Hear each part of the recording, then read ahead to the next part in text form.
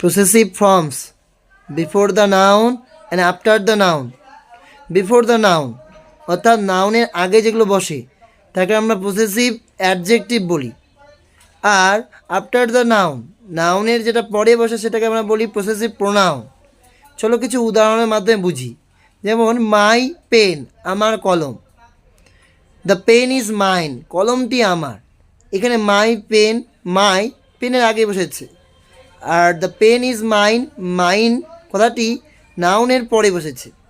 এই একই রকম দুটো উদাহরণ আছে। হিজ হাউস, তার বাড়ি। দ্য হাউস ইজ হিজ, বাড়িখানা তার। এই প্রোনাউনগুলি দেখো, বিফোর দ্য নাউন যেগুলো আছে এই প্রোনাউনগুলি নাউনের আগে বসে এবং অ্যাডজেক্টিভের কাজ করে, তাই দেখে পসেসিভ অ্যাডজেক্টিভ বলে।